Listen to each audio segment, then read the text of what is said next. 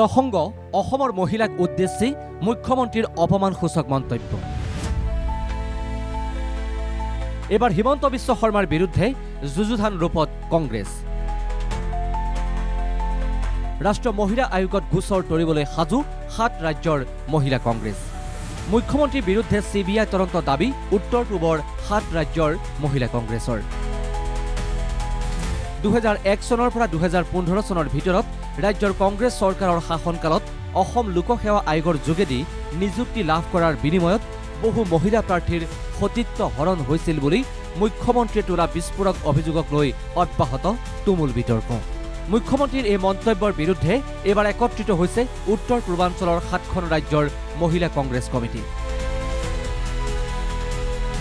দেওবাৰে গুৱাহাটীৰ এখন হোটেলত মুখ্যমন্ত্ৰীৰ বিৰুদ্ধে যৌথ সংবাদমেল সম্বোধন অসম, মেঘালয়, অৰুণাচল প্ৰদেশ, ত্ৰিপুৰা, মিজোৰাম, মণিপুৰ, নাগালেণ্ডৰ মহিলা কংগ্ৰেছ সভাপতিৰ।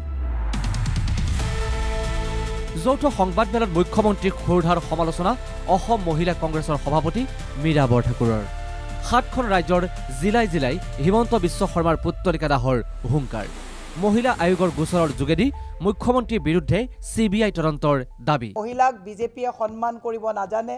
মই মুখ্যমন্ত্ৰীক কৈছোঁ, বেটি বচাও বেটি পঢ়াও কথা কোৱাৰ মুখ্যমন্ত্ৰীৰ বিজেপি চৰকাৰৰ দিনত ভাৰ্জিনিটি ভাৰ্চেছ জব তেওঁলোকে যিটো কথা কৈছে, আমি ধিক্কাৰ আৰু ভৎসনা দিয়াৰ সমান্তৰালভাৱে মুখ্যমন্ত্ৰীক ক'ব বিচাৰিছোঁ যে আমি নেশ্যনেল ওমেন কমিশ্যনত অহাকালি সোমবাৰে ইতিমধ্যে আমি কেছ পঠাইছোঁ আৰু অহাকালি আমি প্ৰত্যেকে নিজৰ নিজৰ ষ্টেটত আমি FIR দিম আৰু আমি আশা ৰাখিম যে FIR জৰিয়তে কেছ ৰেজিষ্টাৰ কৰি এটা CBI এনকুৱাৰী কৰিব লাগে। বৰ্তমান মুখ্যমন্ত্ৰীৰ হাতত কোনো ইস্যু নাই। মুখ্যমন্ত্ৰীয়ে এই কথাটো কৈয়ে নিৰ্বাচনী ইস্যু বৈতৰণি পাৰ কৰিব বিচাৰিছে।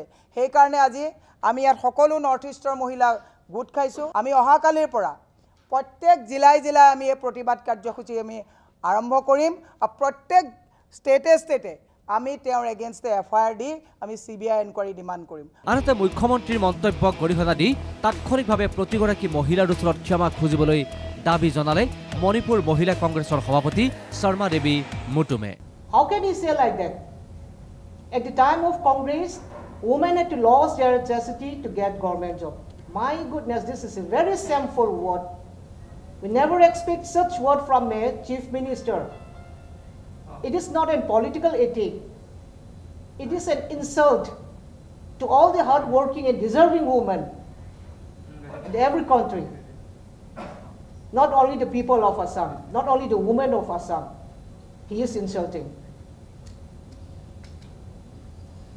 I myself and Manipur Pradesh Mahila Congress Committee do need an immediate apology from the Chief Minister's side. মুখ্যমন্ত্ৰীয়ে সাংবিধানিক পদবীত থাকি মহিলাৰ ওপৰত কৰা আক্ৰমণ কোনো কাৰণতে সহ্য কৰা নহ'ব বুলিও হুংকাৰ দিয়ে ত্ৰিপুৰা মহিলা কংগ্ৰেছৰ সভাপতি সৰ্বাণী চক্ৰৱৰ্তীয়ে। উনি একটা সাংবিধানিক এবং প্রশাসনিক পদে বসে যেভাবে মহিলাদের অসম্মান করেছেন, সেটা শুধু একটা প্রদেশের মহিলাদেরকেই অসম্মান করেনি, এটা সারা ভারতবর্ষের মহিলাদের আত্মসম্মান, মর্যাদা এবং সম্ভ্রমের উপর আজ এসেছে। মহিলাদের উপর এই আক্রমণ আমরা আর সহ্য করব না।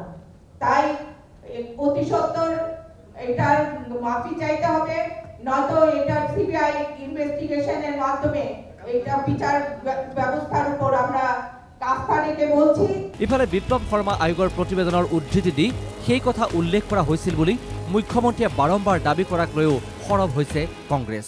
মুখ্যমন্ত্ৰীয়ে যেতিয়া আমি চবেই ধৰিলোঁ পুত্ৰলিকা জিলাই জিলাই জ্বলোৱা হ'ল, যেতিয়া জিলাই জিলাই কেছ দিয়া হ'ল, এতিয়া তেওঁ আকৌ ইউটাৰ্ণ মাৰিছে যে মই কোৱা নাই, বিপ্লৱ শৰ্মাৰ প্ৰতিবেদনত কৈছে।